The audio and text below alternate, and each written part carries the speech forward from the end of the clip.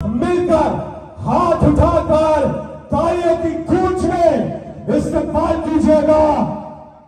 पाकिस्तान की आन है आप।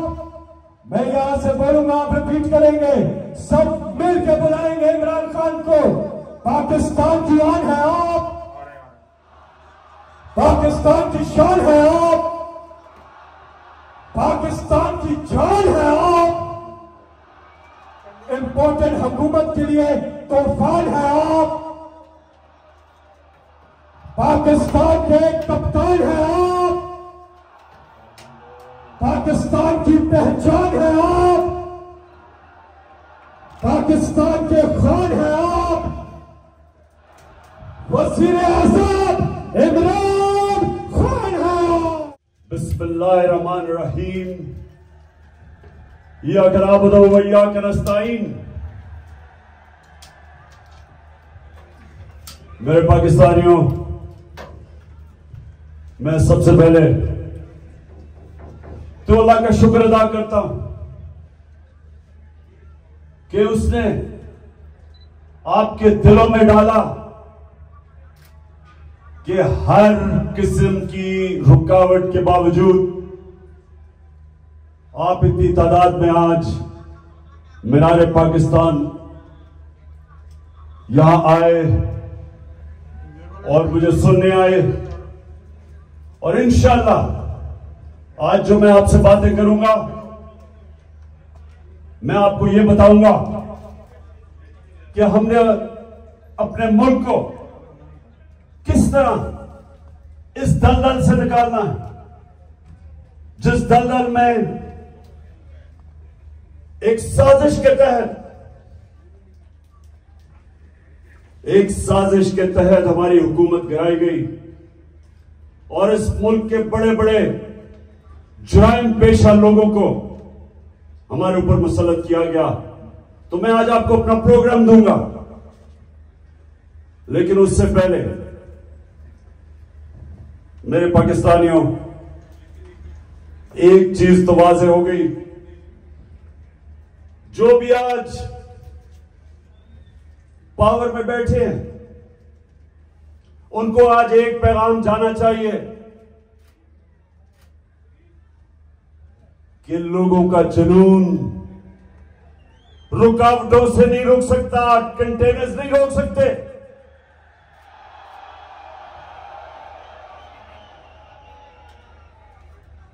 एक अंग्रेजी में एक मुहावरा है कि no force, no army can stop an idea whose time has come. कि जब अल्लाह लोगों के दिलों में एक सोच डाल देता है तो कोई दुनिया की ताकत उसको रोक नहीं सकती। आप कंटेनर्स रखें, 2000 हमारे कारकुनों को आपने छापे मार के जेलों में डाल दिया, ये जलसा फेल करने के लिए।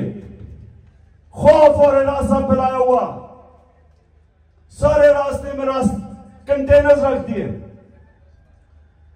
लेकिन जब अल्लाह लोगों के दिलों में एक सोच डाल देता है, कोई कंटेनर, कोई पुलिस, कोई रेंजर, कोई नहीं रोक सकता उनको। और ये कौम, मैं अल्लाह का खास शुक्र इसकी भी अदा करता हूं कि मैं अल्लाह से दुआ करता था कि अल्लाह, मैं बाहर की दुनिया में इतना टाइम गुजारा, वो जिंदा कौमें मैंने देखी थी, मैंने लोगों को जुल्म के सामने खड़े होते देखा, नाइंसाफी के सामने। मैंने बाहर के लोगों को अमर बिल मारूफ पे चलते देखा, बुराई के खिलाफ खड़े हुए, अच्छाई के साथ खड़े हुए। लेकिन मैं अपनी कौम में ये नहीं देखता था। मैं अपनी कौम को अफसोस से मुझे कहना पड़ता है कि हर किस्म का जुल्म बर्दाश्त करते देखा। और जब एक कौम जुल्म के सामने नहीं खड़ी होती, मेरे पाकिस्तानियों वो गुलाम बन जाते हैं। और गुलामों की कोई हैसियत नहीं दुनिया में। मौलाना रूमी ने जिस तरह कहा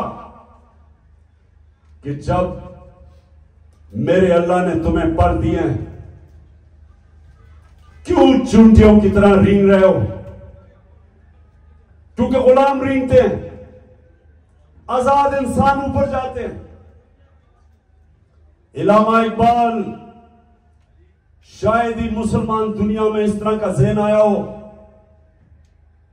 उनकी शायरी, उनका फलसफा, गौर से उसको अगर आप पढ़ेंगे तो एक बार बार पैगाम वो देते हैं। हिंदुस्तान के गुलामी के अंदर पिसे हुए मुसलमानों को जगा रहे थे। उनको, मुसलमानों को याद करा रहे थे कि एक वक्त तुमने दुनिया की इमामत की थी और आज तुम्हारी कोई हैसियत नहीं है। जगा रहे थे उनको। सारा वक्त मुसलमानों को समझा रहे थे कि सिर्फ आजाद इंसानों की हैसियत होती है। तो पाकिस्तानियों, हम जो 23 मार्च बनाते हैं, हम 14 अगस्त बनाते हैं, लेकिन क्या हमें समझ है कि आजादी के लिए क्यों दुनिया तरसती है? क्यों आजादी? कई गुलाम भी बड़े खुशहाल होते हैं। कई मुल्कों के ऊपर दूसरे मुल्कों ने कब्जा किया तो वहां इतनी गुर्बत भी नहीं हुई, वो मुल्क के बेहतर भी चल पड़े। हांगकांग, एक मैं मिसाल देता हूं, हांगकांग गुलामी के अंदर उनके माशी हालात तो अच्छे थे, लेकिन पाकिस्तानियों सुन लो, जब से अल्लाह ने दुनिया बनाई है, हमेशा इंसान आजादी चाहता है। वो क्यों चाहता है? क्योंकि सिर्फ आजाद इंसानों की परवाज है। कभी आज तक सुना है कि किसी गुलाम इंसान ने, गुलाम ज़हनियत के इंसान ने, या किसी मुल्क जो गुलाम हो, कभी सुना है कि उसने कोई बड़ा काम किया हो? कभी सुना है कि दुनिया में उनकी कोई हैसियत हो? गुलाम अच्छे गुलाम रहते हैं। गुलामों की जिंदगी में जिल्लत है। अगर इंसान जिसको अल्लाह ने अशरफुल मखलूकात बनाया, सबसे अजीम मखलूक, तो अगर उसको अपने मुकाम की समझ नहीं है तो वो तो जानवर भी दुनिया में आते हैं, खाते पीते हैं, बच्चे पैदा करते हैं और मर जाते हैं। इंसान तो वो है जो अपना मुकाम समझता है। और इलामा इकबाल ने ये सोए हुए मुसलमानों को जगाने के लिए कुरान के अंदर से, आयतों के अंदर से उन्होंने शेर व शायरी की। बताया मुसलमानों का तुम्हारा मुकाम है कि तुम एक अजीम कौम थे, क्यों ऊपर गए और आज क्यों नीचे हो? तो पाकिस्तानियों, मैं जो आज आपसे खास पहले तो अपना प्रोग्राम देने से पहले बात क्या करना चाहता हूं। देखिए, हमारा जो कलमा है ला इलाहा इल्लल्लाह, वो याद रखे। आप अल्लाह के सामने दावा कर रहे हैं कि मौला तेरे सिवा हम किसी के सामने नहीं झुकते। ये बड़ा दावा है। आप अपनी आजादी का दावा कर रहे हैं। आप अल्लाह के सामने एक बहुत बड़ा वादा कर रहे हैं, गवाही दे रहे हैं कि मौला मैं मर जाऊंगा लेकिन किसी की गुलामी सिवाय तेरे नहीं करूंगा। यह है ला इलाहा इल्लल्लाह का मतलब। और जब मेरी नजर में मैं कोई मैं कोई इस्लाम का आलम नहीं हूं, लेकिन मेरी नजर में जब एक इंसान किसी और इंसान के सामने झुकता है, जब किसी बुत की पूजा करता है, और मेरी नजर में सबसे बड़ा बुत खौफ का बुत है, जब वो खौफ की गुलामी करता है, वो इंसान जो कुरान में कहते हैं, अल्लाह कहता है कि जब इंसान गिरता है जानवरों से भी नीचे चला जाता है। तो मेरे पाकिस्तानियों, या 23 मार्च 1940, 23 मार्च 1940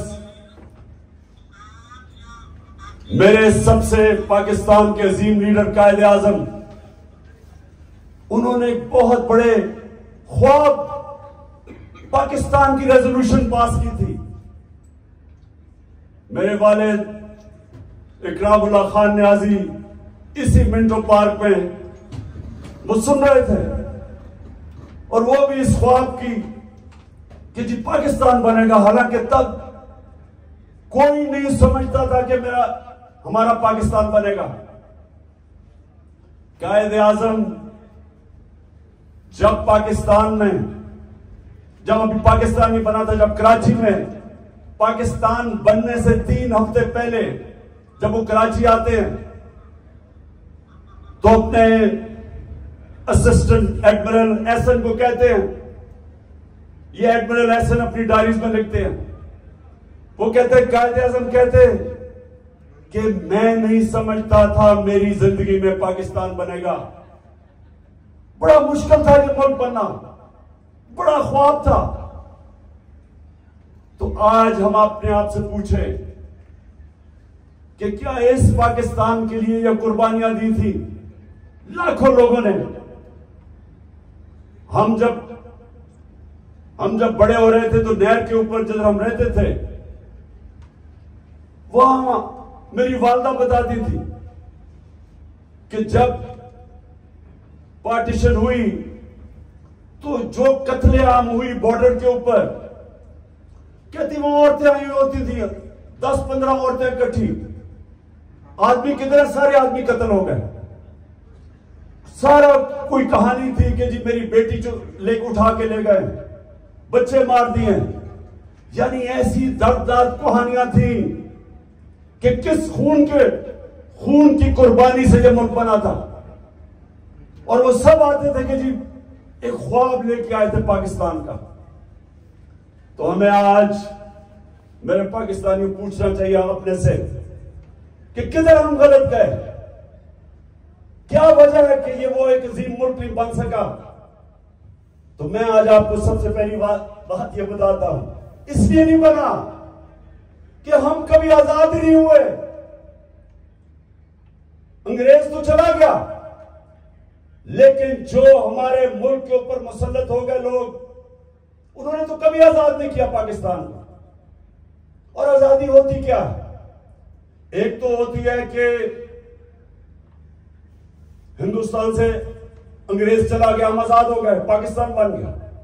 लेकिन दूसरी आजादी, और ये मैं आज आपको पहले बात करूंगा और फिर अपना प्रोग्राम दूंगा, दूसरी आजादी क्या है, जो असल आजादी है।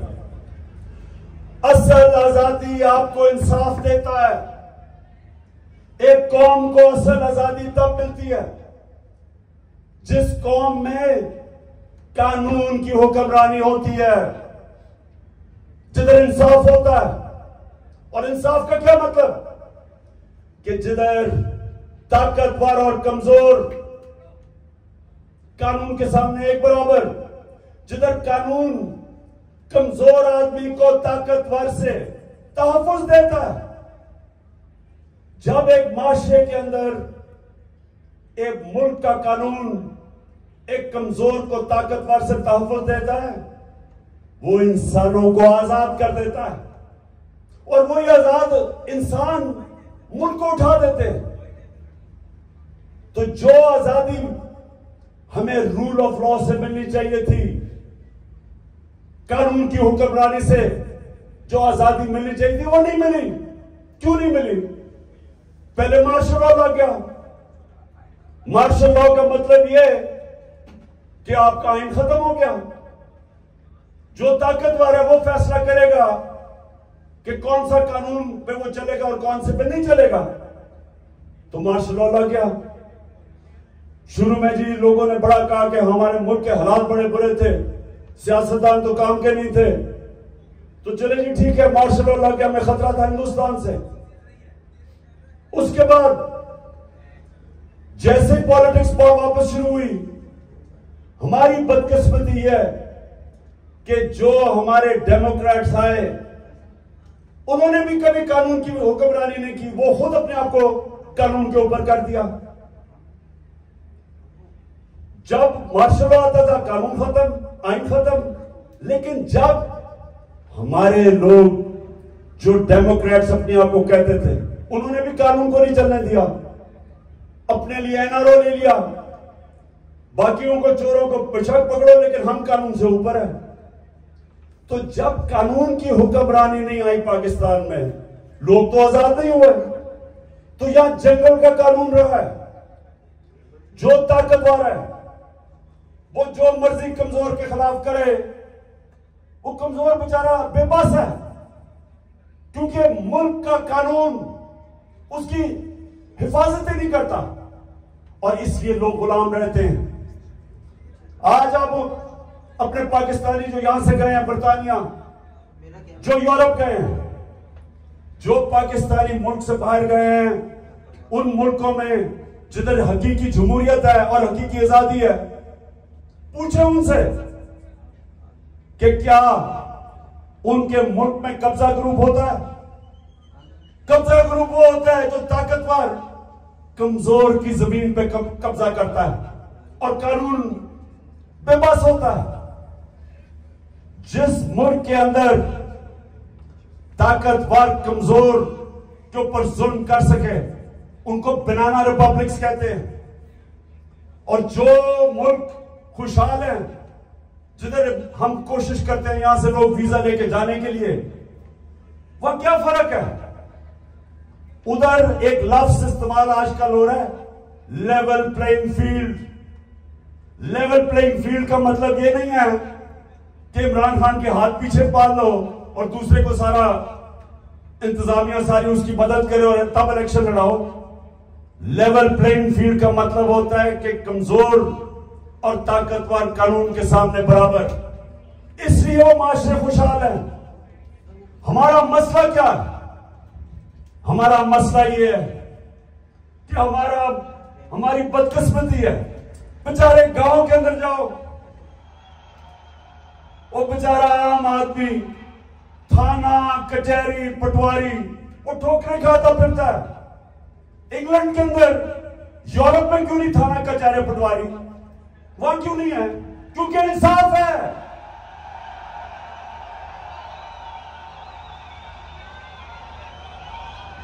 उधर का निजाम आजाद मुल्क है, वो लोगों को आजाद किया हुआ है, इसलिए वो खुशहाल है।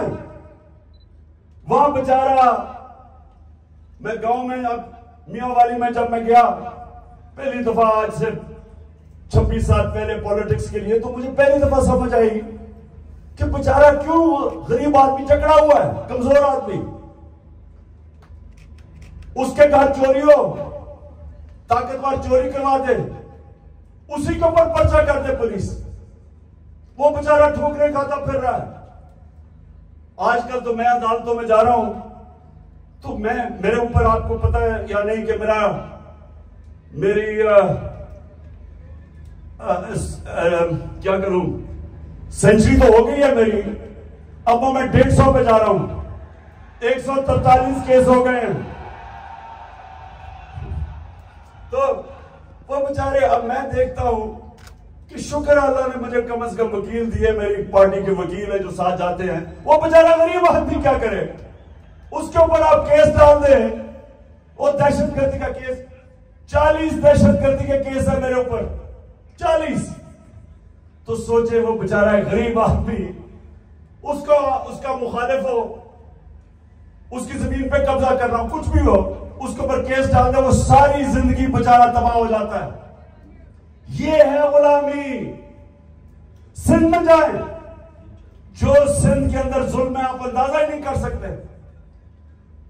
जो वहां के इस वक्त मुसल्लत हैं, जिसको ज़रदारी सिस्टम कहते हैं, कोई लोग उनके सामने बेबस है, मजाल नहीं है कुछ कर सके। पुलिस थाने जाएंगे वहां डरते हैं, गुंडे पाले हुए जो उनको पैसे ले लें, कुछ कर दे, डराएं धमकाएं, कोई आदमी आवाज अपनी नहीं उठा सकता जुल्म के खिलाफ। गुलाम है, कैसे कौम उठ सकती है? तो जो आज मैंने आपसे ये जो बात कर रहा हूं आजादी की, क्योंकि असल में हमारी जंग है हकीकी आजादी की, और हकीकी आजादी तब आएगी जब मुल्क में रूल ऑफ लॉ और इंसाफ होगा, जब इंसाफ होगा, लोगों के हुकूक होंगे। जब लोगों के हुकूक होंगे, जब एक मुल्क का अदालती निजाम लोगों की हकूक की हिफाजत करेगा, आपको कोई लंदन या इंग्लैंड जाना नौकरियों के लिए नहीं पड़ेगा, कोई यूरोप नहीं जाना पड़ेगा नौकरियों के लिए। अल्लाह ने इस मुल्क को हर चीज दी है, हर किस्म की नेमत दी है। हमें कोई जरूरत नहीं है कि वीजों के पीछे लाइनों में खड़े हों, फिर पैसे दे।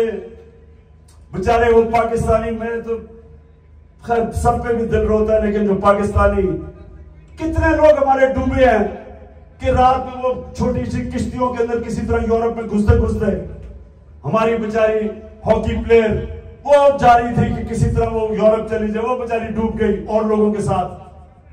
क्यों है?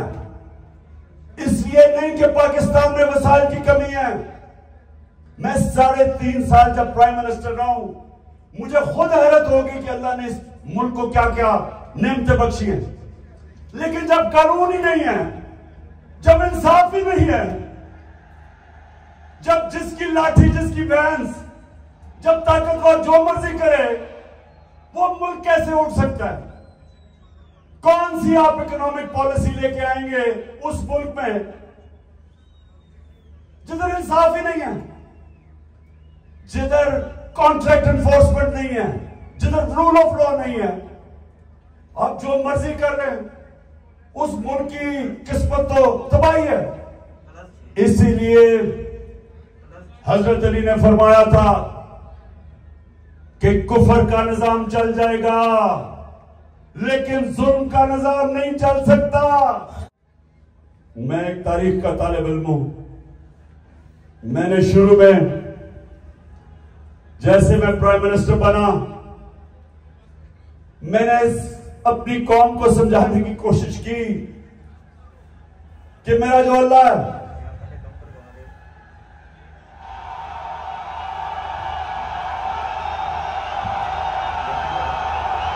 शुक्रिया, मैंने अपने लोगों को समझाया कि मेरा जो मौला है, उसका कुरान में कहता है कि एक इंसान उसका हबीब है, वो मेरे नबी सल्लल्लाहु अलैहि वसल्लम है।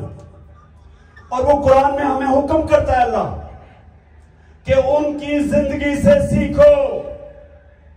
क्यों करता है?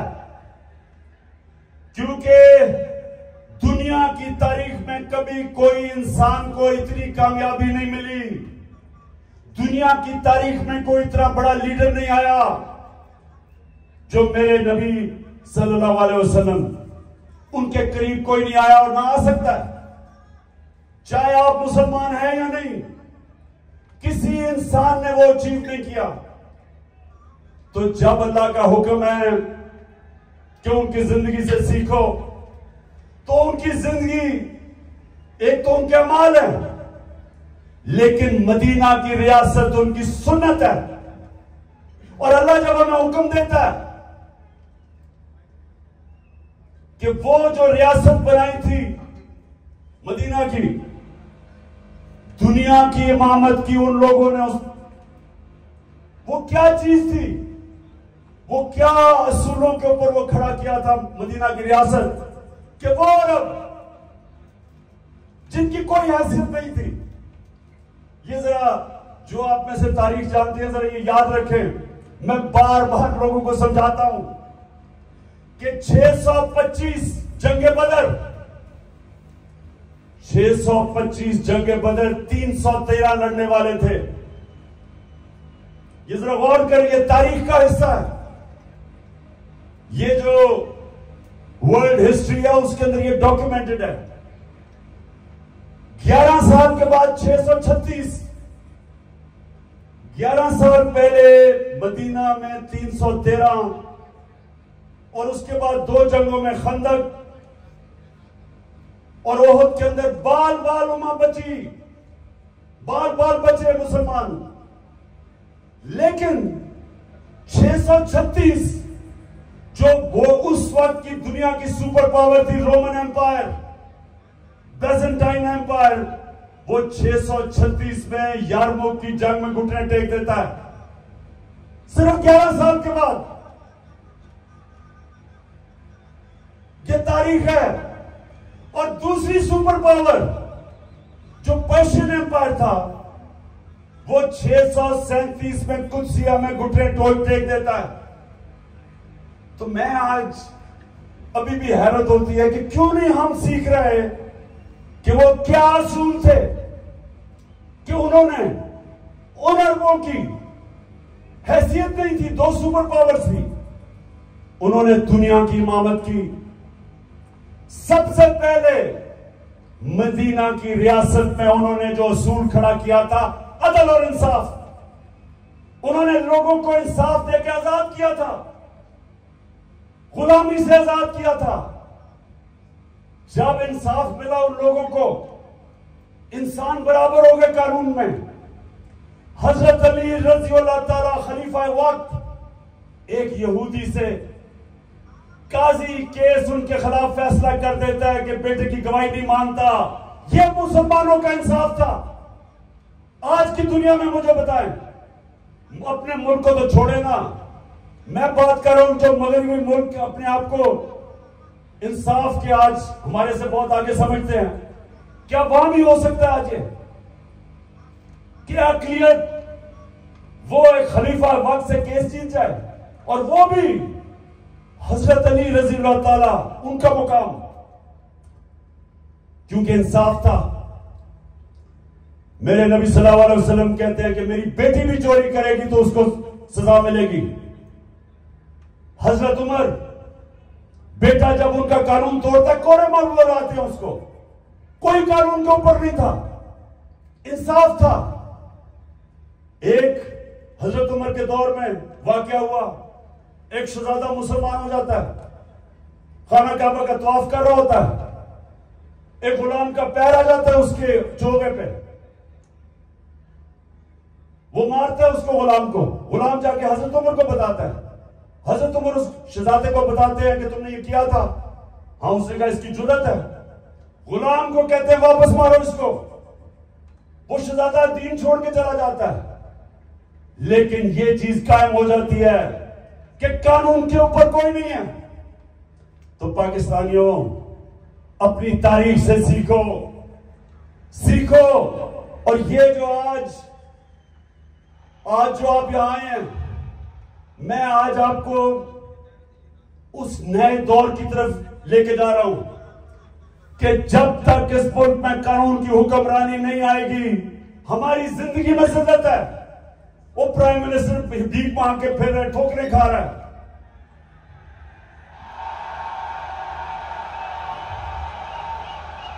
अब तो खैर जनरल बाजवा का बयान आ गया है कि 40 मिनट में इसको बुरा भला कहता था, चुप करके शहबाज शरीफ मेरी बात सुनता था। अब यह होता है कि जब डिक्की में घुस के आप प्राइम मिनिस्टर बनने की कोशिश करें। बहरहाल मैं आगे आपको बताता हूं। देखिए, आप सुने मेरी बात।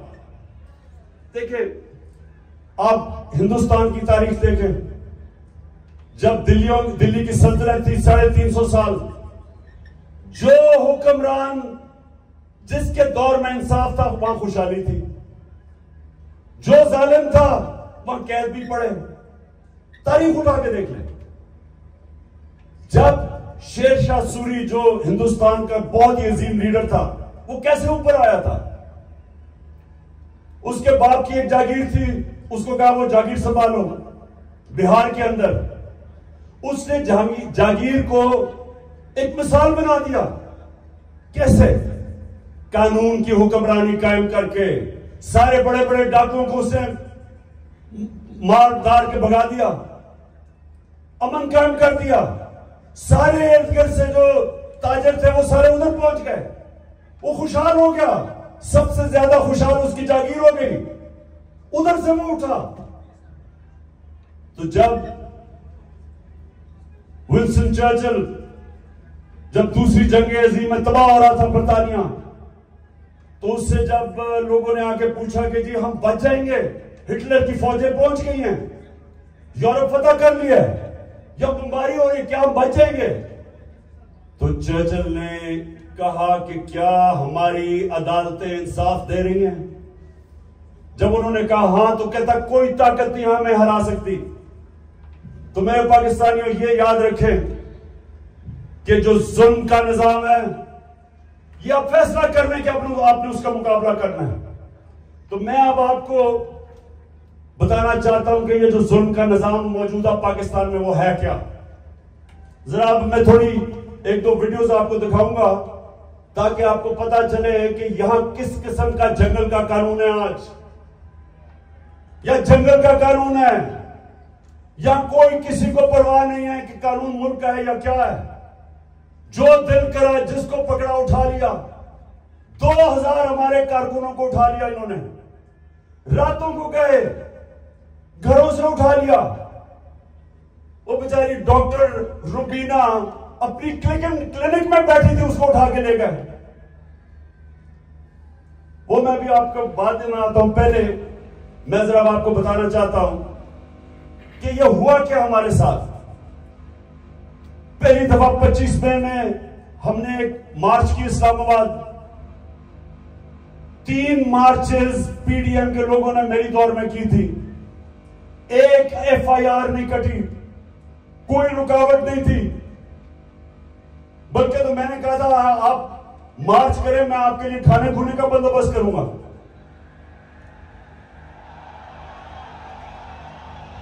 खास तौर पे वो मुझे बेचारे बिलावल पे बड़ा अफसोस था, वो मुझे डर था रोई ना पड़े, तो मैंने कहा मैं तुम्हारे लिए खाने का बंदोबस्त कर दूंगा। तो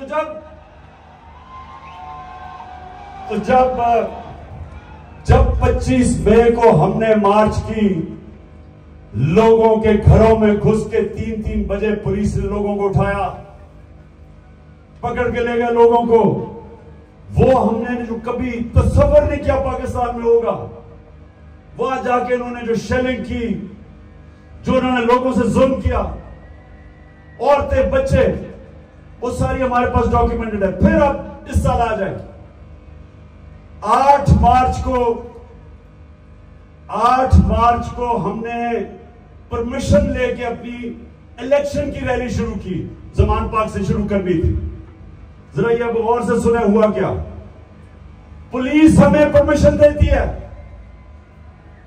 सुप्रीम कोर्ट के हुक्म के ऊपर 30 अप्रैल को पंजाब का इलेक्शन अनाउंस होता है। हम अपने इलेक्शन की रैली का आगाज करते हैं। सुबह को एकदम मुझे खबरें आती है कि जनाब पुलिस टीयर गैस शहर लेके तैयारी करके वो सारी जगह उन्होंने नाके लगा दिए। हमें परमिशन मिली हुई थी, इलेक्शन अनाउंस हो गया। उसके बाद खबरें आती हैं कि जी वो पुलिस ने जिधर जिधर रैलीज आ रही थी उनके ऊपर अटैक कर दिया, टीयर गैस कर दी, लाठीचार्ज कर दिया। मुझे समझना है कि ये हुआ क्या है। उसके बाद आहिस्ता आहिस्ता जब मुझे घर में खबरें आई, मैं समझ गया इश्तिहार कर हमारे लोगों को उस पर डालना चाहते थे। मैंने रैली खत्म कर दी। मुझे डर था कि ये तसादम चाहते हैं, क्योंकि इलेक्शन नहीं चाहते। जो इलेक्शन चाहता है वो तसादम, वो फसाद तो नहीं चाहेगा। इलेक्शन जो नहीं चाहते, जो डरे हुए हैं, जो भाग रहे हैं, वो उनकी कोशिश थी कि किसी तरह फसाद हो और इलेक्शन आगे चले। मैं कैंसिल कर देता हूं, अगले दिन फिर अनाउंस करते हैं, फिर इजाजत नहीं देते, फिर कैंसिल कर देते। लेकिन जो वो 8 मार्च को हुआ, मैं ये चाहता हूं कि जरा ये आप वीडियो देखें कि एक पुरअमन रैली जिसकी इजाजत है उसे हुआ क्या, ये जरा देखें पहले। ये जो आपने देखा, ये आराम से रैली पे लोग जा रहे हैं और उनके ऊपर ये पुलिस का तशद्दुद होता है। लेकिन जो सबसे तकलीफ दे चीज है, मैं वो चाहता हूं आप देखें। एक मलंग, एक दरवेश, एक स्पेशल पर्सन, जिससे वो सारे मेरे घर के बाहर जो कैंप लगा हुआ सब जिससे प्यार करते थे, जिसके पास प्यार के अलावा था ही कुछ नहीं, उसको प्यार में लोग जिले शाह कहते थे।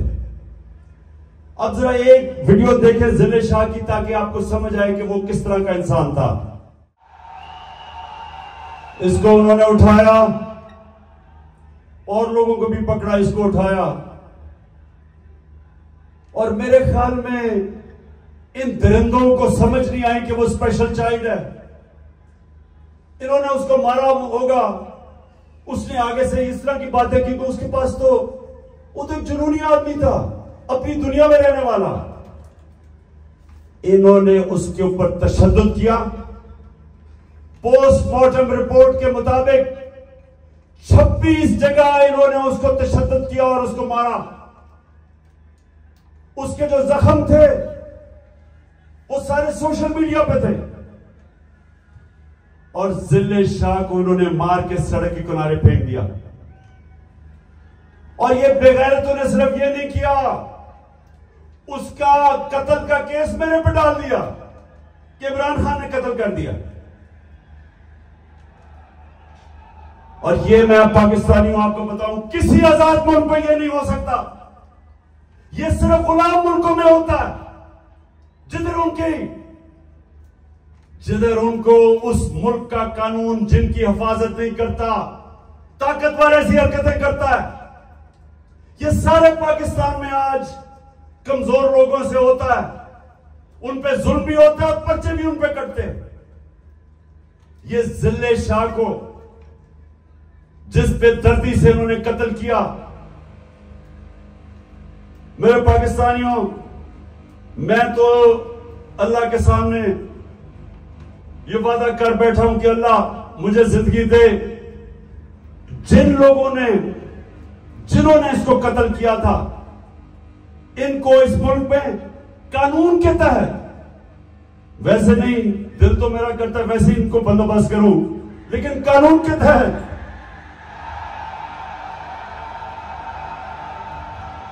इससे जालिम लोग नहीं हो सकते। ये इंसान नहीं है, ये दरिंदे भी नहीं है। ये कैसा, ये इनके जो ज़हन है, ये बीमार लोग हैं। और इन्होंने उसके बाद मेरे पे कत्ल का केस किया। उसके बाद 3 दिन के बाद इनको अकल आई, फिर कहते हैं एक्सीडेंट में मर गया। उसके बाद क्या हुआ, आप जरा आगे सुने। उस दिन यह हुआ 14 मार्च मेरे घर एक वारंट लेके आ गया। मैंने उनको समझाया कि जो वारंट थी वो गैर कानूनी थी। मेरे पास बेल थी 18 मार्च की, जो मैंने पहले ही फैसला किया था कि मैंने इस्लामाबाद जाना है अदालत में। तो मैं तो पहले ही जा रहा था, पुलिस आ गई थी आपको इस्लामाबाद लेके जाना है। मैंने श्योरिटी बॉन्ड दिया वकील ने। अगर कानून कहता है श्योरिटी बॉन्ड दे दो तो पुलिस आपको अरेस्ट नहीं कर सकती। श्योरिटी बॉन्ड के मैं पहले ही 18 को अदालत में पेश हो रहा हूं। इन्होंने मेरा श्योरिटी बॉन्ड नहीं लिया। 3 तरफ से ज़मान पाक के ऊपर हमला हो गया, रेंजर्स, पुलिस, 3 तरफ से हमला। जिस तरह पता नहीं इमरान खान को कितना बड़ा दहशतगर्द था। सारा टीयर गैस शेलिंग इन्होंने वो चलाई, वो वाटर कैनन जिसके अंदर केमिकल था। फिर उन्होंने बंदूकें चलाई, पैलेट गन चलाई। मैं सिर्फ ये अब आपको दूं, जो उस दिन हमारे साथ हुआ, मुझे पहली दफा पता चला पाकिस्तानियों कि फलस्तीन के लोगों के ऊपर इसराइल क्या करता है, कि कश्मीर के लोगों के ऊपर हिंदुस्तान क्या करता है। मुझे ऐसे एहसास हुआ कि क्या जुल्म हो सकता है अगर आपकी रियासत आपके ऊपर हमला कर दे। जरा ये फिल्म देखें कि जो हमारे साथ हुआ, जिस तरह इन्होंने अटैक किया और हमारे ऊपर पर्चे काट दिए।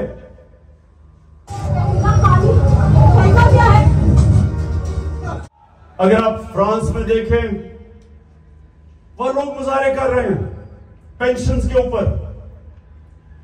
कभी आपने टीवी के ऊपर देखा वो चीजें भी जला रहे हैं, वो गाड़ियां भी जला रहे हैं।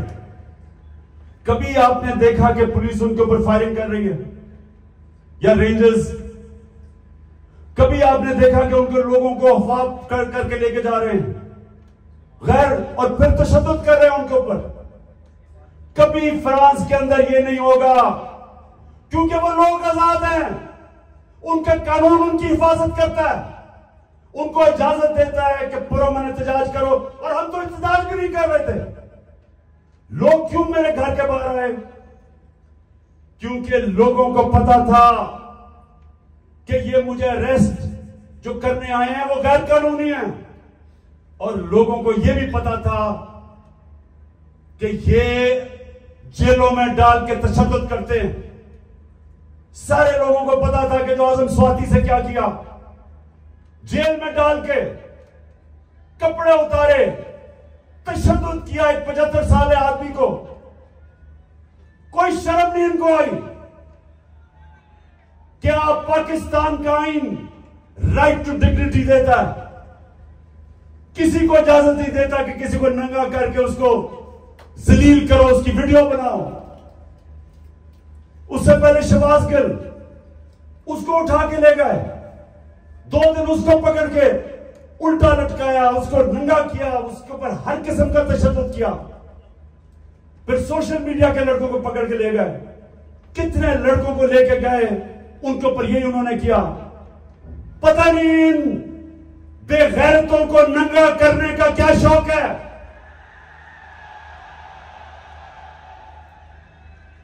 जो ये कर रहे हैं इनको साइकाइट्रिस्ट के पास लेके जाएं। ये नॉर्मल लोग नहीं हैं, ये ज़हनी मरीज हैं। बच्चों को जाके नंगा करके उनकी तस्वीरें उनको डरा धमका देते। और लोगों को सब जो मेरे घर के बाहर क्यों लोग आए? लोग इसलिए आए कि लोगों को पता ये बदनीयत लोग हैं।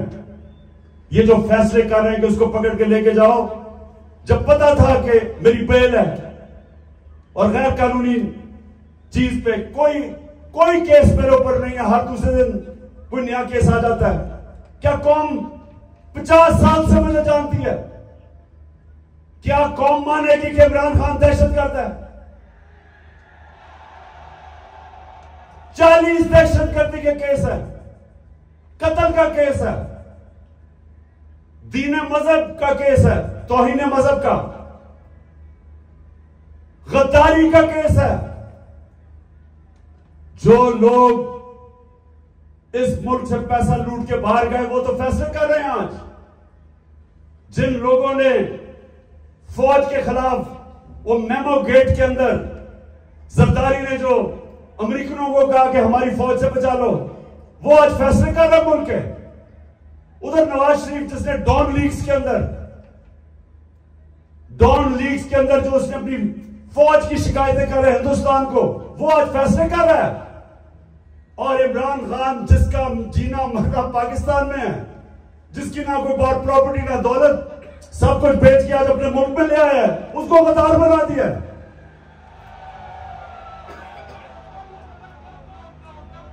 तो लोगों ने, और मैं आपको एक और वाकया बताऊं, इतनी 26 घंटे मेरे घर के ऊपर हमले हुए, आखिर में इतनी टेयर गैसिंग की, रेंजर्स आ गए, 72 बंद गाड़ी ले आए मेरे घर के बाहर, आर्मड कार, कि पता नहीं कलभूषण से भी ज्यादा बड़ा कोई गद्दार बैठा हुआ है वहां।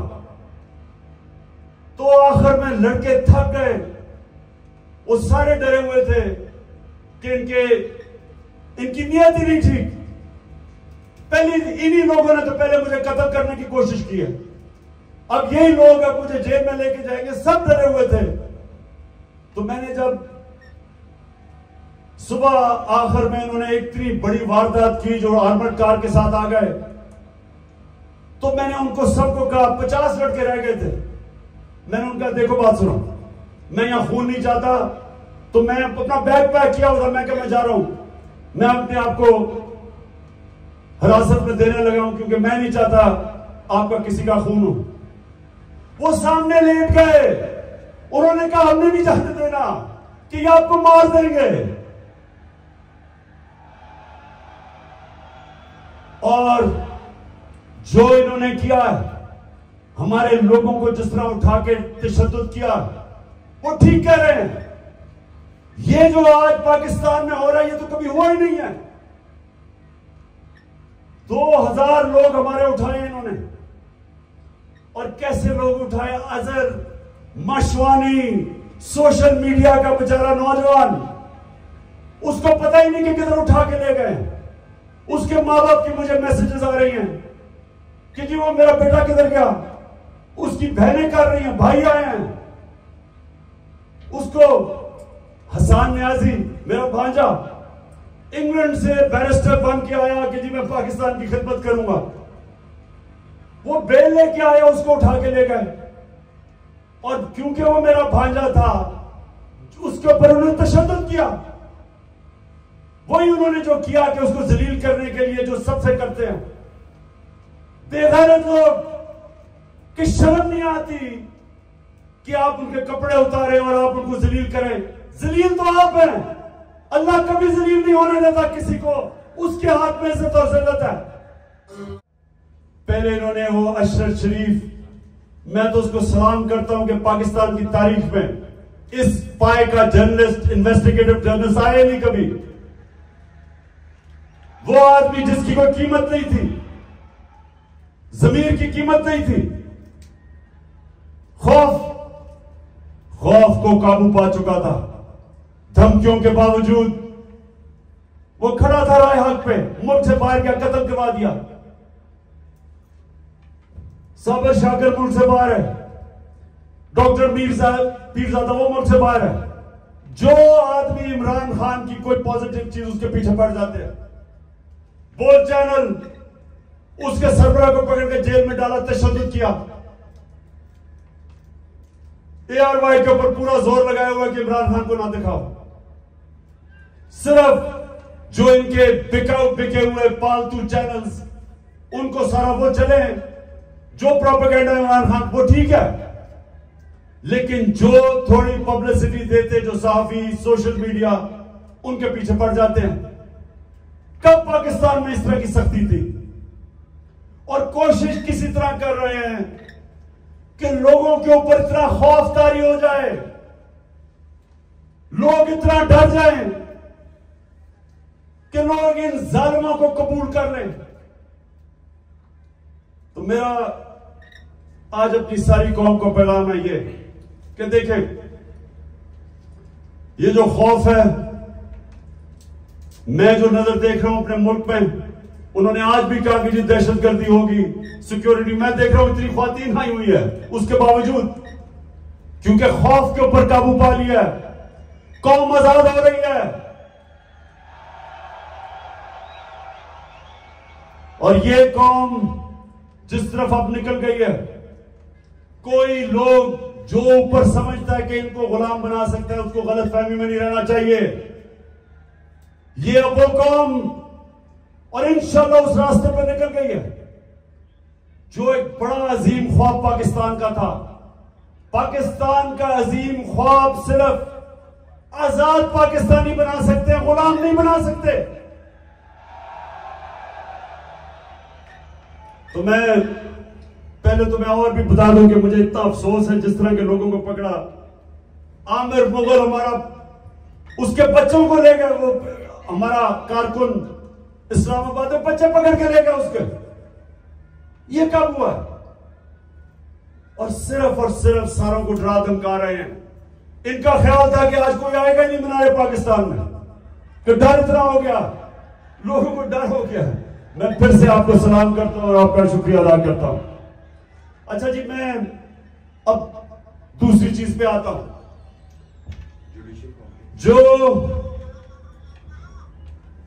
जो इन्होंने, अच्छा मुझे जब बुलाया इस्लामाबाद, अच्छा उससे पहले मैं बताऊं कि मैं जब इस्लामाबाद जाना था 18 तारीख को, इन सबको पता था कि मैं पहले अदालत में गया था। उससे पहले 17 की शाम को अदालत ने मुझे कहा था कि अब कोई पंजाब पुलिस आपके घर कुछ नहीं करेगी। उन्होंने कहा कि सर्च वारंट अगर उन्होंने लेना है तो एक एसपी का नाम लिया और एक हमारा उस वक्त शिबली फराज थे, उन दोनों के होते हुए वो मेरे घर में आके देखेंगे। उन्होंने कहा कि कोई पता नहीं कोई असला है वहां। मैं जाता हूं इस्लामाबाद, जब इस्लामाबाद के टोल प्लाजा पे पहुंचता हूं तो पता चलता है कि मेरे घर के ऊपर दरवाजा तोड़ के कोई 50 पुलिस वाले घुस जाते हैं। अकेली बेचारी बुशरा बेगम घर पे, अकेली 3-4 मुलाजिम के साथ, और वो घर पे घुसते हैं, सारे घर के ऊपर छतों पे घर को जो चीज आती है लूट लेते हैं। और वो जो बेचारे 5-6 मुलाजिम थे उनको जिस बेदर्दी से मारते, मैं सिर्फ चाहता हूं कि एक दफा देखें कि ये इन्होंने एक आदमी छोड़े के इमरान एक्स प्राइम मिनिस्टर का लोग जानते हैं, किसी भी बाइज्जत किसी भी घर में अगर पता हो कि खामद घर नहीं है, बीवी एक दीनदार खातून पर्दादार, सोचे कि उसके घर में कभी ये आज तक पाकिस्तान में हुआ में हमारे जजेस साहिबान, पुलिस के ऑफिसर्स, फौज के ऑफिसर्स, पाकिस्तानी अपने, मैं सबसे एक सवाल पूछता हूं कि आपके घर में अगर ये होता तो आप क्या तकलीफ होती, आपको होती या नहीं होती? अगर आप में गैरत हो और आपकी बीवी बेचारी अकेली घर हो और उस पे इस तरह के, और ये इंसान नहीं है, वो बेचारे 5-6 नौकरों को उठा उठा के मारा, जिस तरह किसी का बाजू तोड़ दिया, एक को बेचारे खसामे को पकड़ के जेल में ले गए। ये किस मुल्क में होता है?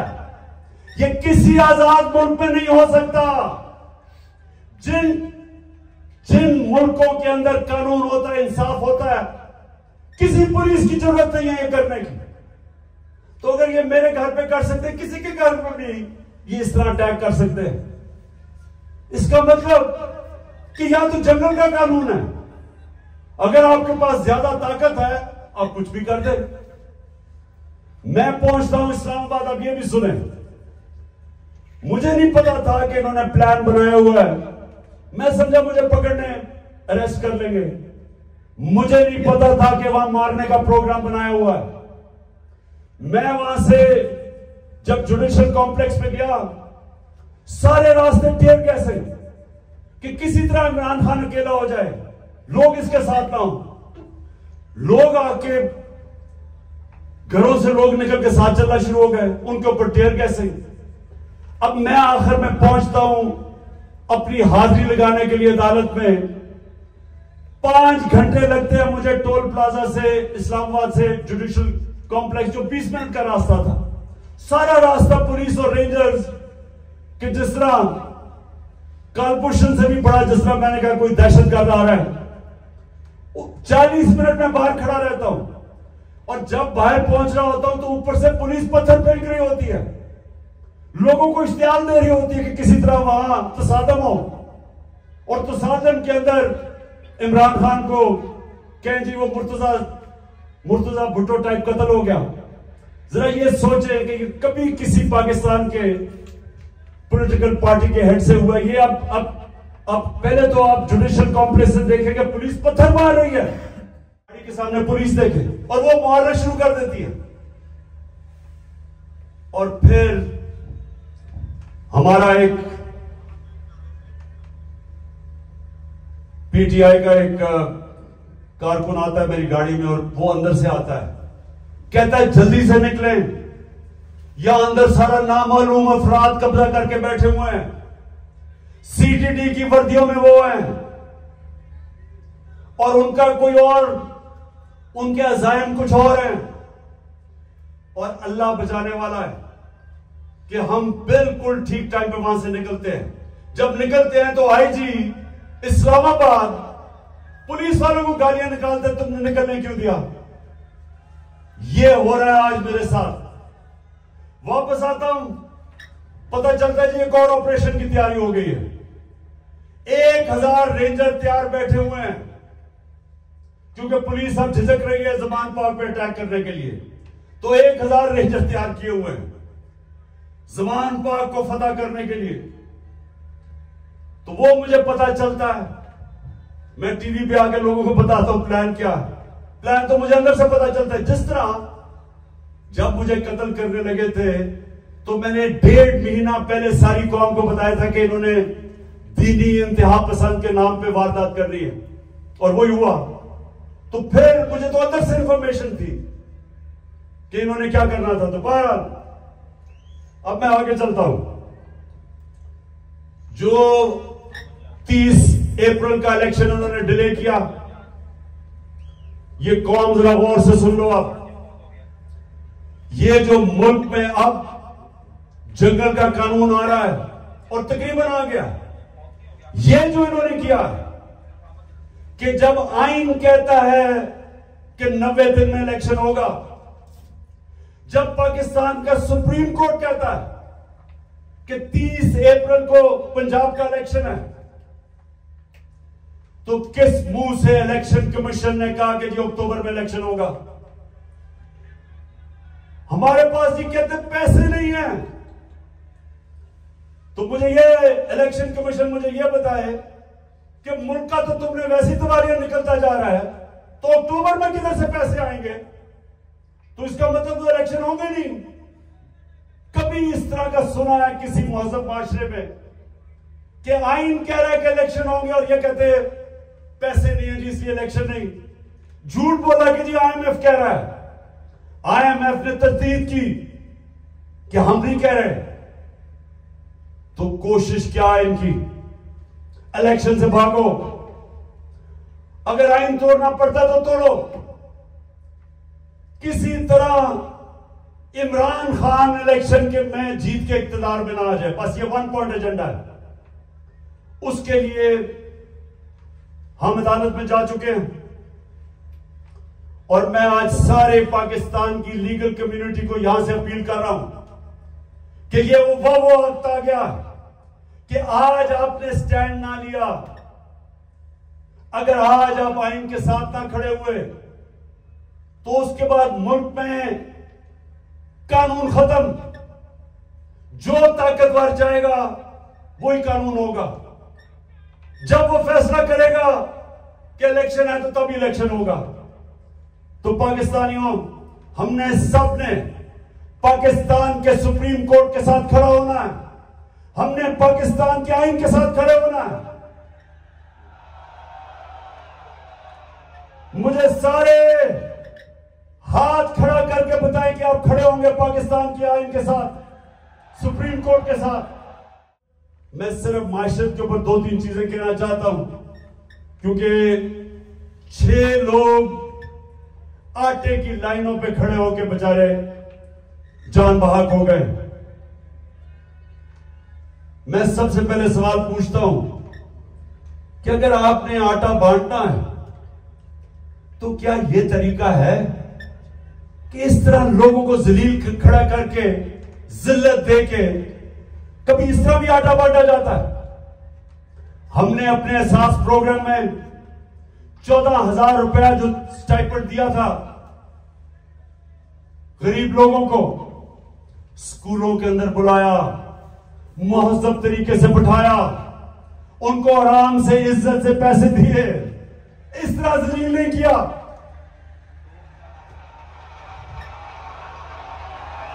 और दूसरा, मैं आज सिर्फ ये सवाल पूछना चाहता हूं कि कौन सी ऐसी चीज, क्या क़यामत आ गई कि हमारे पिछले अप्रैल के अंदर जब हमारी हुकूमत थी 1 किलो आटा 55 रुपए का था, आज 115 रुपए का गवर्नमेंट का रेट है और बाजार में 155 रुपए का मिल रहा है 1 किलो।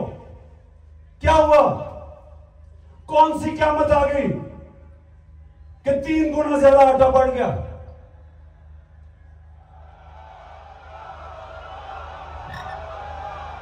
जनरल बाजवा वो आजकल इंटरव्यू देते हैं, तो एक इंटरव्यू में कहा उसने कहा इमरान खान बड़ा खतरनाक था पाकिस्तान के लिए, शायद इसलिए उसने हटाया और इनको ले आया। तो मैं उससे पूछता हूं कि आज जरा मुझे ये सिर्फ इन सवालों का जवाब दे दे कि आज,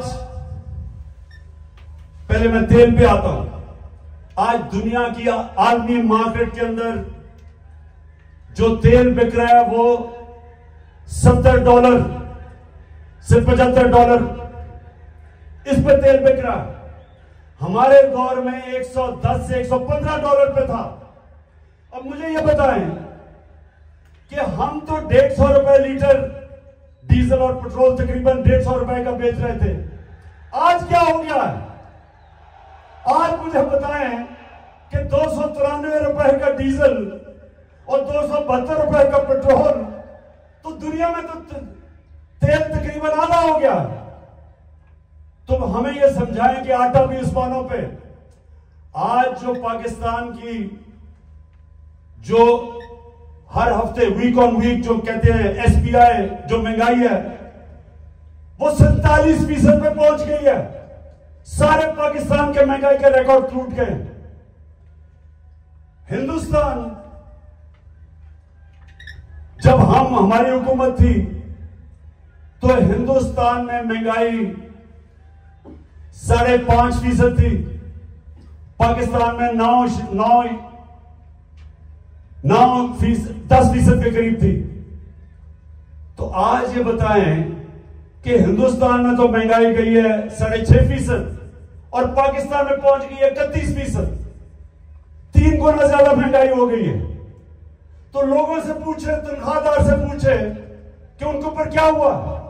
हम जब थे डॉलर, पिछली मार्च में जब इन्होंने नो कॉन्फिडेंस किया था तो डॉलर कितना था? 178 रुपए का। आज पहुंच गया 283 रुपए का। यानी अगर आपके बैंक में पिछली मार्च अप्रैल में आपका 100 रुपया था तो 65 रुपया रह गया। वो जो 100 रुपया था वो सिर्फ आज 65 रुपए की चीजें खरीद सकता है। तो मैं बाजवा से पूछता हूं कि मैं तो बड़ा खतरनाक था, तो ये बताएं कि ये किसको ऊपर बिठा दिया है कि पाकिस्तान घुटनों में पहुंच गया, डिफॉल्ट के करीब पहुंच गया। मैंने सिर्फ एक आपको, आज से 10 महीने पहले मैंने एक स्टेटमेंट दी थी, समी इब्राहिम के साथ वो इंटरव्यू था। तो ये जरा छोटा सा क्लिप ये देख ले। ये आज से 10 महीने पहले था। तो इन्होंने असेंबली में कहा कि इमरान खान को गद्दार डिक्लेयर कर दो। मेरे ऊपर इन्होंने पार्लियामेंट में कहा कि रेजोल्यूशन पास करो गद्दारी की। उधर क्लिप सुन ले, 10 महीने पहले यह क्या था। खुद इनका डिफेंस मिनिस्टर कह रहे हैं कि हमारा दिवालिया निकल गया। इसहाक डार सेनेट के अंदर कहता है कि हमें आईएमएफ कह रही है कि जो हमारा लॉन्ग रेंज मिसाइल प्रोग्राम है उसको रोको। आईएमएफ ने कहा हमने नहीं कहा। तो मेरे पाकिस्तानियों आज गौर से सुन रहे, जब एक कौम माशी तौर पे जब वो गिरती है तो जैसे ही वो गिरती है उसकी नेशनल सिक्योरिटी मुतासिर होती है।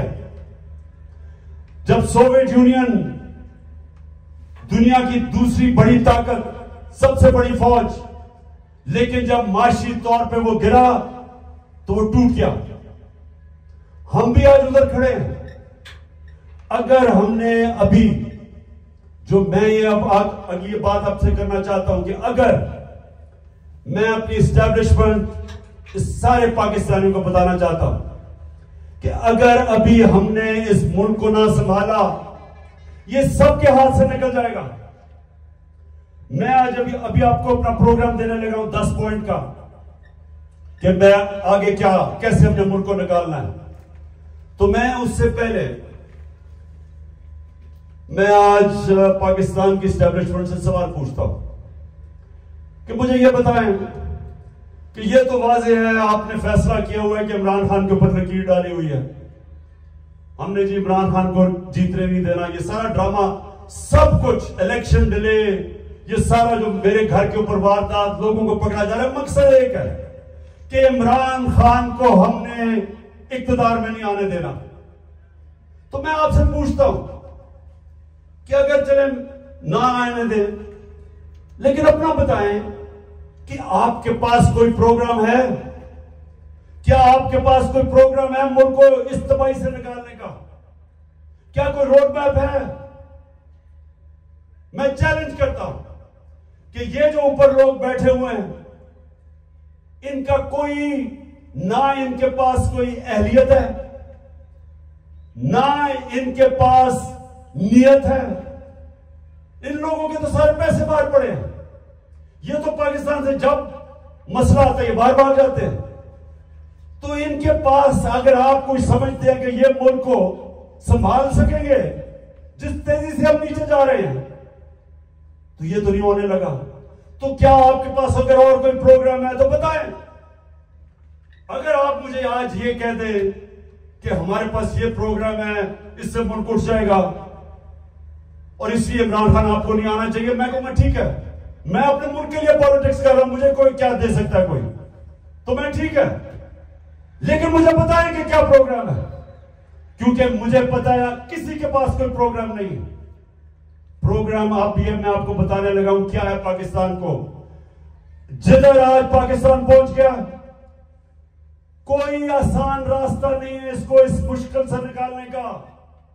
अब सारे मुश्किल फैसले हैं, लेकिन मुश्किल फैसले वो कर सकता है जिसके पास पब्लिक मैंडेट हो, जो इलेक्शन से पब्लिक की वोट के जरिए आया हो, जिसको पब्लिक जिस पे एतमाद करे, वो बड़े बड़े फैसले करेगा। वो इस मुल्क को जब तक एक वो जमात जो गवर्नमेंट में आएगी पब्लिक के मैंडेट से, पब्लिक की वोट से, वो पहला कदम होगा। क्योंकि जब एक 5 साल के लिए हुकूमत आएगी तो लोगों को, बिजनेस कम्युनिटी को इत्मीनान होगा कि पॉलिटिकल स्टेबिलिटी आ गई है। उसके बाद अगला स्टेप होगा। और मैं आज आपको बताऊं कि हमारा मसला क्या है। हमारा 2 मसले हैं। हम जितने भी पैसे टैक्स से इकट्ठे करते हैं वो काफी नहीं है, हमारे खर्चे बहुत ज्यादा है, हमें कर्जों के ऊपर किस्तें देनी पड़ती है, वो बढ़ती जा रही है। तो हमारे पास इतना पैसा ही नहीं है और हम शुरू ही करते हैं, हम शुरू ही होते हैं खसारे से और हमें कर्जे पे मुल्क चलाना पड़ता है। ये पहला मसला है। दूसरा मसला है कि जो डॉलर्स मुल्क में आते हैं उससे बहुत ज्यादा डॉलर्स मुल्क से बाहर जाते हैं। हमारे पास डॉलर की कमी है, जिसको करंट अकाउंट डेफिसिट कहते हैं। हमने कभी माजी में कोशिश ही नहीं की अपनी एक्सपोर्ट्स बढ़ाने की। जो भी मुल्क तरक्की किया है, ईस्ट एशिया, चाइना, सब ने अपनी एक्सपोर्ट्स बढ़ाई है। एक्सपोर्ट्स बढ़ाती है तो डॉलर आते हैं। हमने कभी कोशिश ही नहीं की, हमारी इंपोर्ट्स बहुत ज्यादा है। तो अब मैं आपको बताऊं कि ये 2 हमारे खसारे हैं। एक की वजह से रुपए पे प्रेशर पड़ता है, रुपया गिर जाता है, रुपया गिरता है, महंगाई होती है, गुर्बत होती है। और दूसरी वजह से कि हम सारा वक्त, क्योंकि हम टैक्सी कितना इकट्ठा करते हैं, सारा वक्त हमें मसला पड़ा रहता है। हम बैंकों से और पैसे लेते हैं, उसके ऊपर सूद होता है, तो हम इधर फंसे हुए हैं। तो इसके लिए सबसे पहले पाकिस्तान के अंदर एक उस तरह की सर्जरी करनी पड़ेगी, मुल्क का गवर्नेंस सिस्टम ठीक करना पड़ेगा, उसके लिए रूल ऑफ लॉ लाना पड़ेगा, मुल्क की एनवायरनमेंट चेंज करनी पड़ेगी। जिस तरह हम गवर्नमेंट चलाते हैं बिल्कुल चेंज करना पड़ेगा। और जो हमने डॉलर मंगवाने मुल्क की तरफ गौर से सुने, मैं आखिर में पहुंच रहा हूं। डॉलर कैसे आएंगे? एक्सपोर्ट्स बढ़ाने में तो टाइम लगेगा। एक तरीका है डॉलर लाने का, ये जरा गौर से सुन लें। और आज बैरूनी मुल्क पाकिस्तानी भी सुन रहे होंगे, मैं उनको भी बताना चाहता हूं कि देखिए, मैं बड़ी देर से एक ही बात कहता हूं कि सबसे बड़ा असासा पाकिस्तान का बैरूनी मुल्क पाकिस्तानी है। उनके पास जो डॉलर्स पड़े हुए हैं, अगर हम अपना गवर्नेंस सिस्टम ठीक कर लें, हम अपना रूल ऑफ लॉ ठीक कर दें, हम इस मुल्क के अंदर एतमाद अपने सिस्टम में ले आए कि अगर वो अपना सरमायाकारी करते हैं पाकिस्तान में, तो हमारा जो अदलिया का निजाम है, जो हमारा गवर्नेंस सिस्टम है, वो उनके सरमाए की हिफाजत करेगा। जिस वक्त ये कर दिया, अब जरा सुने, मैं आपको फिगर्स बताता हूं। 18,000 अमेरिका के अंदर पाकिस्तानी डॉक्टर्स हैं। फिर से सुन ले, पाकिस्तानी अमेरिकन डॉक्टर्स अमेरिका में 18,000 हैं। आपको पता है कि उनकी टोटल वेल्थ कितनी है? 18,000 पाकिस्तानियों की वर्थ कितनी है? 200 अरब डॉलर। 200 अरब डॉलर जो आप IMF के पास हम घुटनों के ऊपर हैं, हम 6 अरब डॉलर मांग रहे हैं। 200 अरब डॉलर 18,000 पाकिस्तानी अमेरिकन के हैं। हमारे जो 10 पाकिस्तानी अमेरिकन टॉप बिजनेसमैन हैं, सिर्फ 10, आपको पता है उनके पास उनकी वर्थ क्या है? 25 अरब डॉलर। 25 अरब डॉलर। तो 6 अरब डॉलर के पीछे हम आज IMF के पीछे। आपको पता है कि इस मुल्क से सिर्फ दुबई में, यह ब्लूमबर्ग की रिपोर्ट है कि इस मुल्क से सिर्फ दुबई में चंद सालों में पाकिस्तानियों ने कितनी प्रॉपर्टी ली है?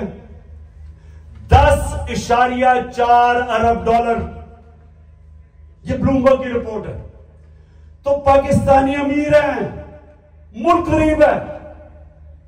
और इसके लिए हमने वो सिस्टम बनाना है।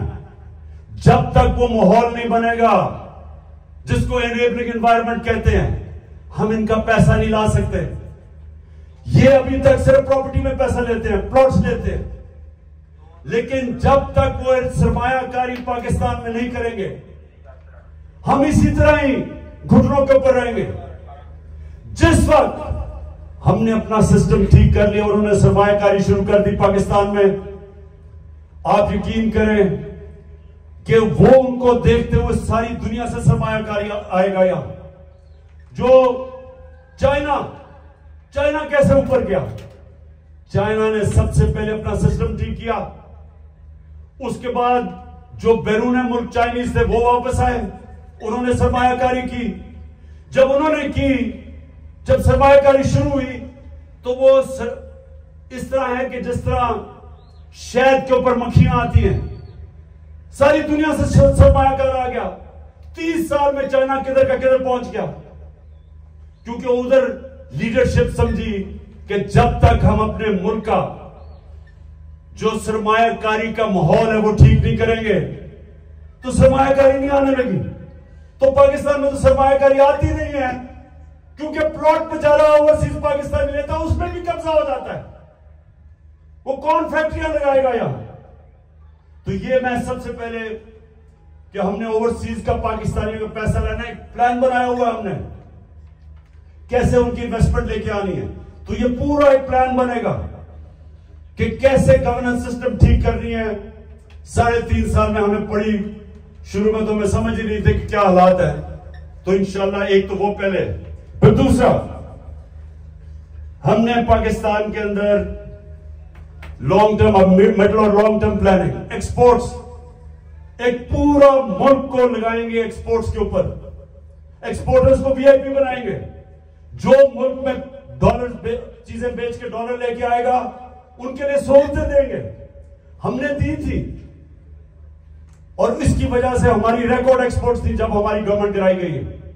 तो फिर एक्सपोर्टर्स को जब तक आप उनको वीआईपीज नहीं बनाएंगे, जिस तरह ईस्ट एशिया में बनाया था, जिस तरह इंडोनेशिया, मलेशिया, ये चाइना ने जब तक नहीं किया, एक्सपोर्ट्स नहीं बढ़ेंगी। हम तवज्जो नहीं दी कभी उसके ऊपर। फिर आईटी, हिंदुस्तान की 140 अरब डॉलर की आईटी एक्सपोर्ट्स है, हमने कभी तवज्जो ही नहीं दी। हमने जब दी थी तो 2 सालों में 70% हमारी आईटी की एक्सपोर्ट बढ़ गई थी। उनको हमने उठाना है क्योंकि फ्यूचर टेक्नोलॉजी का। तीसरी चीज, टूरिज्म। पाकिस्तान के पास कभी हमने तवज्जो नहीं दी। ये मुल्क, और हमारी बदकिस्मती के 2 साल कोविड हो गया, कोरोना हो गया, उसके बाद टूरिज्म खत्म हो गई।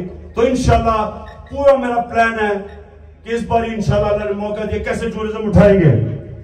उसके अलावा हमने कभी तवज्जो ही नहीं दी मदनियात पे, मिनरल्स पे। वो इसलिए क्योंकि वो सूबाई सब्जेक्ट बन गया है, सूबों के पास कैपेसिटी नहीं है। तो इस वक्त पूरा जोर लगाएंगे कि कैसे हमने पाकिस्तान के, और यहां बहुत अल्लाह ने नेमतें बख्शी है मदनियात में, लेकिन हमने तवज्जो नहीं दी, उससे भी हम डॉलर्स पाकिस्तान में आ सकते हैं। फिर इंडस्ट्री को, और खास तौर पे स्मॉल मीडियम इंडस्ट्री, ये हमने शुरू की थी और मुझे फख्र है कि हमारी 17 साल के बाद सबसे ज्यादा इंडस्ट्री बढ़ रही थी, जो आज फिर बंद हो गई है। तो वो उसके ऊपर, और स्मॉल और मीडियम जो छोटा इंडस्ट्री है उसके ऊपर हमने पूरा प्लान बनाया हुआ है। फिर अपनी ज़राअत की हमने सिर्फ प्रोडक्टिविटी बढ़ानी है। चाइना के साथ हमने बात कर ली थी कि कैसे हम पैदावार बढ़ा सकते हैं, और उन्होंने आना था, और बदकिस्मती फिर कोरोना की वजह से 2 साल चाइना बंद हो गया। तो उसका पूरा प्लान बना हुआ है। फिर जो बड़े बड़े पीआईए, रेलवे, गवर्नमेंट कॉर्पोरेशन, ये सबसे ज्यादा नुकसान करती है पाकिस्तान में। जो हमारा जो पैसा आवाम पे खर्च होना चाहिए वो नुकसान पे चला जाता है। इनको रिस्ट्रक्चर करना है, ये भी हम आखिर में बना था, लेकिन हमारी गवर्नमेंट चलेगी, इसका पूरा प्लान है। और फिर कैसे हमने अपना टैक्स कलेक्शन बढ़ाना है। अब ये जरा सुन लें, इस वक्त 22 करोड़ पाकिस्तानियों में सिर्फ 25 लाख टैक्स देने वाले हैं। 22 करोड़ पाकिस्तानियों में 25 लाख टैक्स देने वाले हैं। हमने नादरा के साथ मिलकर आइडेंटिफाई किए 4 करोड़ टैक्स देने वाले, उनके हमने टेक्नोलॉजी इस्तेमाल करके हमने पता चलवाया कि इतने ज्यादा टैक्स पेयर जो पैसे नहीं देते, उनके लिए, ये मैं आप आखिर में आ रहा हूं, उसके लिए हमने पूरा प्लान बनाया हुआ था, लेकिन हम फिर हमारी गवर्नमेंट चली गई। लेकिन जब तक हम अपना टैक्स बेस नहीं बढ़ाएंगे, जब तक हमारा टैक्स नहीं बढ़ेगा, मुल्क आगे नहीं चल सकता। तो इंशाल्लाह उसका पूरा हमारा प्लान है। उससे मैं ये भी बता दूं कि हमने रिकॉर्ड टैक्स इकट्ठा किया था अपने दौर में। और फिर मनी लॉन्ड्रिंग, ये देखें हमारी जो एलीट है मुल्क की, शायद ही किसी मुल्क में ऐसे हो कि सारी एलीट जो पैसा होता है वो बाहर भेज देती है। प्रॉपर्टीज इनकी बाहर है, जिस तरह मैंने दुबई में बताया, लंदन, सारी दुनिया में। तो और ये चोरी का पैसा होता है। तो जब तक हम इसको कंट्रोल नहीं करेंगे, और ये होगा रूल ऑफ लॉ से, जितना हम अपना कानून तकड़ा करेंगे, हम इतना पैसा हमारा मुल्क से बाहर चला जाता है, डॉलर बाहर चले जाते हैं चोरी के, हमने वो रोकना है। आखिर में इस दौरान जो मुश्किल वक्त है, आज कमजोर तबका हमारा पिस गया, तनख्वाहदार हमारा पिस गया महंगाई की वजह से। तो हमने जो चीजें शुरू की थी उसका मैं आपको बता दूं कि सबसे पहले हमने हेल्थ कार्ड, जो हेल्थ इंश्योरेंस थी, कि हर लोगों के लिए 10 लाख रुपए के लिए हेल्थ इंश्योरेंस हर खानदान के लिए किसी भी अस्पताल में अपना इलाज करवा सके, वो सबसे ज्यादा जो बंद किया गया कई जगहों के ऊपर, वो फिर से हम शुरू करेंगे। क्योंकि ये आजकल के दिनों में, महंगाई के दिनों में, एक बीमारी हो जाती है घर में, सारा घर मकरूज हो जाता है। तो जो हेल्थ कार्ड है वो हमारा पूरा इनिशिएटिव है और इंशाल्लाह वो नंबर 1 होगा कि हमने अब लोगों को कैसे तहफ़्फ़ुज़ देना है, सोशल प्रोटेक्शन कैसे करनी है। दूसरा, हमने सानिया निश्चित ने एक जबरदस्त प्रोग्राम निकाला है और वो है हमने अब राशन देना लोगों को। वो कैसे करना है? हमने अब पूरा डेटाबेस बनाया। हमने देखा कि कौन कौन से खानदान उनकी इनकम कितनी है जो मुश्किल में है, तो इसको कहते हैं टारगेटेड सब्सिडी। पूरा प्लान ये है कि उनको डायरेक्ट हम पैसा देंगे ताकि जो गरीब लोग हैं उनको, जो कमजोर है, जो मुस्तक है, उनको डायरेक्ट पैसा मिले। आजकल के मुश्किल दिनों में उनको खाने पीने की चीजें महंगी हैं, तो एक ये पूरा प्रोग्राम हमारा बना हुआ है। फिर हमने नौजवानों को लोन्स देने हैं